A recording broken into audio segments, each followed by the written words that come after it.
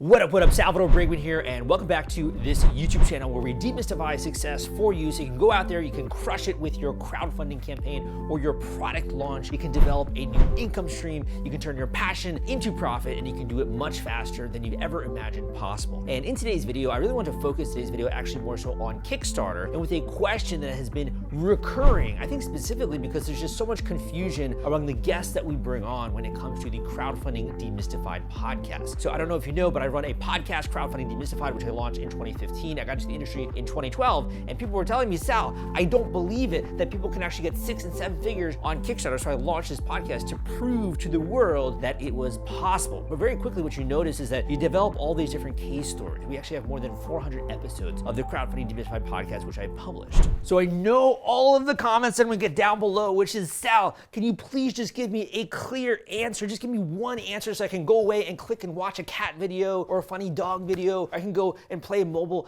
game on my phone. Can you please just tell me the answer so I can leave this channel and go back to what I'm doing and just drone on watching Netflix series after series? That being said, there are some great series that are coming out on Netflix, but if you really just want a quick answer, the average or the median is around 30 days. But the real answer is much more complex. And I will say that if you actually become a student of crowdfunding and you understand a little bit more of the nuances and the complexities that go into a powerful Kickstarter campaign launch, it will pay dividends far into the future. Not only because if you listen to my podcast, we have people who have launched 10 successful crowdfunding campaigns. I've had students of mine who come back through my programs time and time again to launch successful Kickstarter campaigns. So there is an engine behind this. And the more that you understand your unique product, category, what you're trying to accomplish, and how it kind of fits in with what other creators are doing on the platform, the better off you're gonna be. So I first want to talk about the variables that go into that specific decision, and then I want to talk about why it is you might want to go beyond the norm, or if you're making more of an advanced choice or decision. And I want to finish off with actually a quick analysis of some of the different major categories on Kickstarter, because as you know, back in 2012, I did a mini econ thesis when I was going to George Washington University, and my whole idea or my whole analysis was the fact that if you launch on one category in Kickstarter, for example, the film and video category, your experience and the variables that affect your success are gonna be very different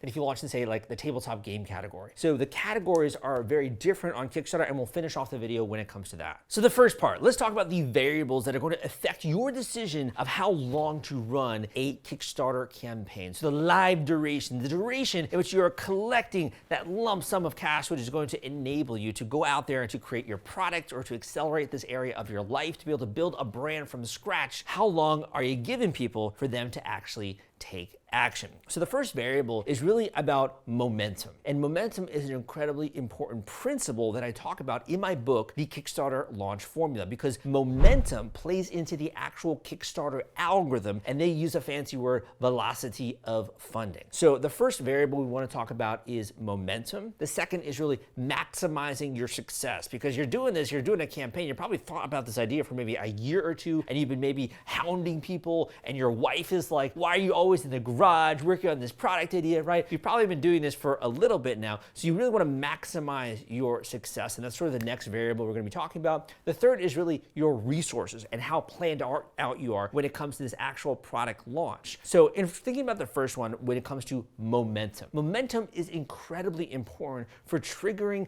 the Kickstarter algorithm. And this is why, if you listen to my podcast, you will have examples of people who are doing a 7-day launch. Why?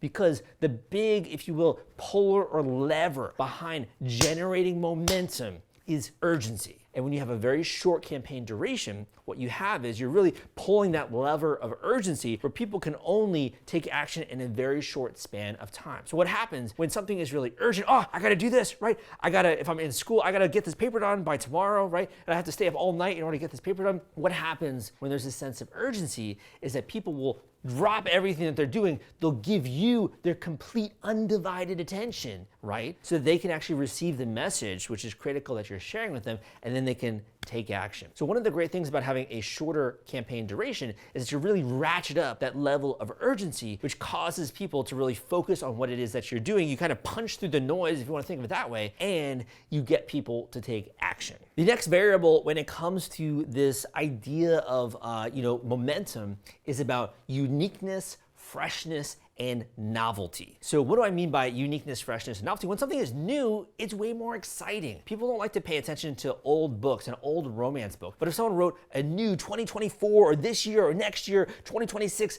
bestseller, right? And they come out with it and it's fresh and it's new, it's an interesting story, you're more likely to pick up that book at the bookstore versus one that they wrote maybe 10 years ago. But actually, they're probably a very similar story, and there's really nothing in the way of the actual dates of when it's being published that really matters in terms of the story. So the question is, how long can you maintain that sense of newness, freshness, uniqueness, something really cool is happening? Because as you begin to kind of fall off and no longer be able to maintain that element, people then start to get a little bit bored, you start to lose momentum. We go into what we talk about in my course, my programs, which is the Kickstarter slump of death, right? And it's very difficult then, it's very panicky, and a lot of negative things happen during the Kickstarter slump of death. Now, there are specific strategies which you can use when it comes to actually planning an in-depth crowdfunding campaign, and I will link up down below an entire video I have that goes through the step-by-step planning procedure that goes into a Kickstarter campaign. But that being said, in order to maintain momentum and to have urgency behind a Kickstarter campaign launch, I'd say the majority of creators are falling in the 25-day, I'd say to about 40-day time frame when it comes to an ideal Kickstarter campaign duration. The reason why is that usually around that average, around 30 days, it's enough to maintain momentum, interest, and intrigue. When you get beyond that, you have to really get very creative in brainstorming ways to maintain that freshness factor and to have urgency if people actually take action, right? This is a limited sale or something that's happening for a very limited duration. So I would say 25 to 40 days is kind of like if you want to have like the guardrails behind it, but 30 days is definitely average when it comes to the campaign duration for a Kickstarter campaign launch. Now, the most common question I get, and this is typically on my individual one-on-one coaching calls, is someone will come in and say, Sal, I hear what you're saying. I'm watching your YouTube videos, but I really want to maximize my success. I want to continue raising funds because I don't want to just hit my goal or even get 10 times my goal. I really want to go big when it comes to my crowdfunding campaign. So what I say with that is that I do think it's very important in terms of an objective to maximize your success when you're doing a crowdfunding campaign launch, because it takes a lot of work. I know I've helped many different students, also select clients when it comes to launching their campaigns. It is a lot of work and a lot of coordination that's happening behind the scenes. So if you do want to go longer when it comes to your actual live duration, I would say the best strategy that you can really think about is how to maintain that sense of urgency and freshness. Now, there are many different techniques and tactics to do that. I'll give you one or two quick examples. One could be stretch goals. Another could be releasing a new special reward tier. A third could be unique or interesting Kickstarter updates or announcements. There's many different ways, a limited quantity reward tiers or limited duration reward tiers. There are many ways that you can kind of gamify the system to make it so that you do have those factors as you're going through a longer launch, but it needs to be a little bit more planned out, and it does help a lot if you also have a paid marketing budget behind that campaign launch. Now, I'll share with you a bit of a secret, which is that I think that the better way to go, or the better mindset to have, is that if you're going to be doing a crowdfunding campaign, why not let the dynamics of crowdfunding work in your favor? Right? Why not have that urgency, that freshness factor for maybe about 30 days? But one of the interesting things you could do if you do want to maximize your success when it comes to this crowdfunding campaign is that rather than having a long campaign, you could break this up into different phases of your launch. So for example, Kickstarter has this new feature called late pledges. This is where after someone has actually backed your campaign and they come to the campaign and it's over, they can continue to support your crowdfunding efforts. In addition, there's another great feature out there called Indiegogo In Demand, which allows you to continue to raise funding from the crowd by extending the sale in which you're doing on Kickstarter. There are also other tools in the ecosystem that you can use to accomplish this exact objective in using this specific strategy. So to me, it makes more sense rather than trying to cram everything into a really long, like 60-day long, which is a really long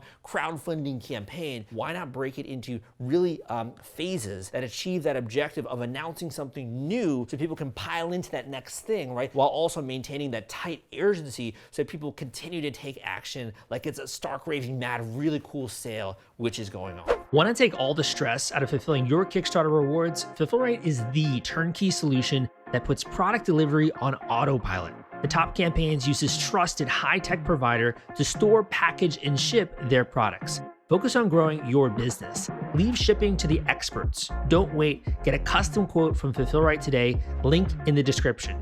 At this point in the video, we are covering a lot of topics, and I'm throwing out a lot of different, words and terms and vocabulary. So first of all, if you do want to learn more about any of these subjects, I have a great website out there called Crowdcrux. But if you want to get my individualized, personalized attention when it comes to going into a campaign launch, maybe you're not even sure if you want to do a Kickstarter or an Indiegogo campaign, or you are hard set, hard fast on Kickstarter, and you really want to have the step-by-step blueprint and plan that goes into a powerful launch. So you don't only hit your goal, but you wildly exceed it and blow past that funding goal to be able to start an entire new foundation to your career and build a brand from scratch. If that's something you want to do, go down below and book an individual intensive coaching call with me. Don't wait, go and do it right now. In my opinion, if you're trying to do something like, I don't know, you're trying to register a new business or set up a company, right? Business is really a team sport. It's not an individual sport. You need to connect with different people. You need mentors on your side who understand what you're trying to accomplish and have been there, done that. So if you really want to have a guide that's following you and holding your hand throughout this entire process, go down below into the description of this video and book an individual one-on-one coaching call at the link crowdcrux.com/coaching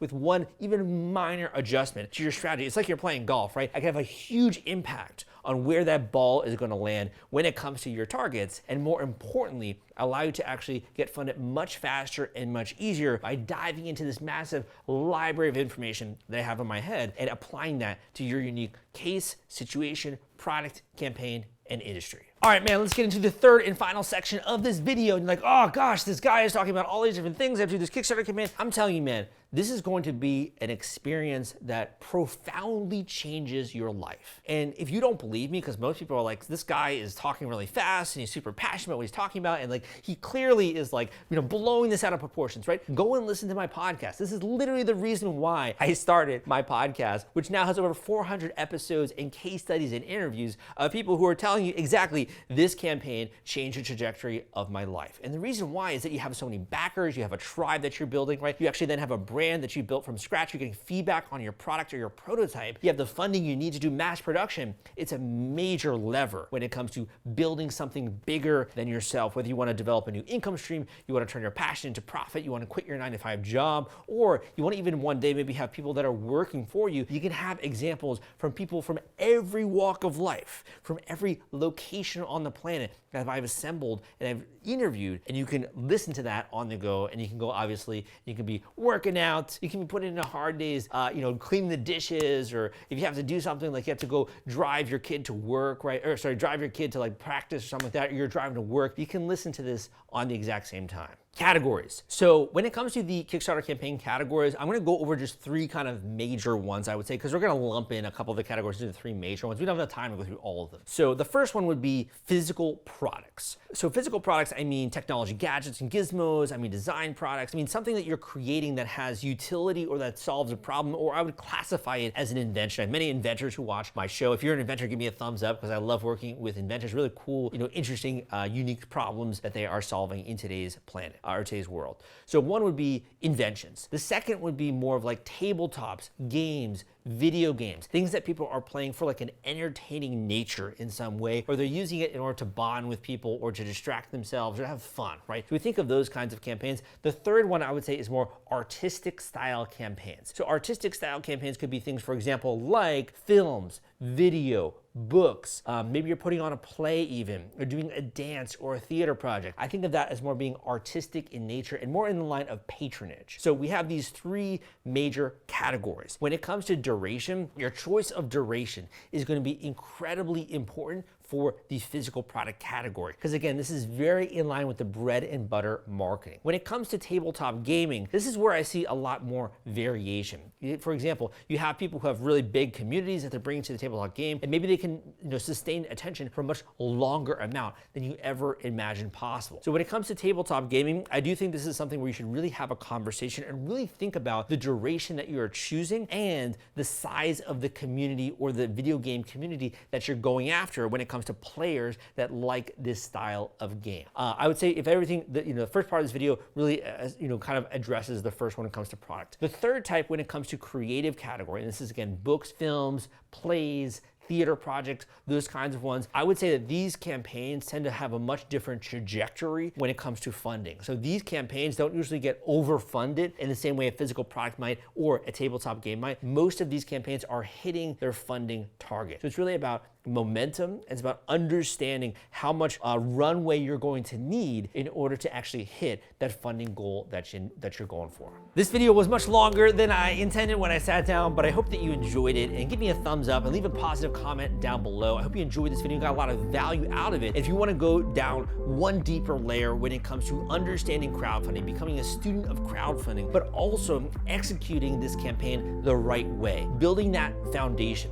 knowing what you got to do step by step in order to get overfunded with your project. Even if it's more of like a film or a theater project, what you got to do to get funding much, much faster. Go down below and book an individual coaching call with me. We can talk about every aspect of your campaign, go through what I've discovered that works for every category that's out there, and really apply the knowledge, the tactics, and the strategy that I have in my head to your unique case. And you can get all of that in an individual one-on-one coaching call, which can be a one-off coaching call, or if you like working with me, you like my personality, my style, you can obviously do more long-term coaching options, which I have, and I do work on a select basis individually with campaigners as well if I really like the project and my team also really believes in it. Hope you enjoyed this video. My name is Salvador Briggman, and I'll see you next time.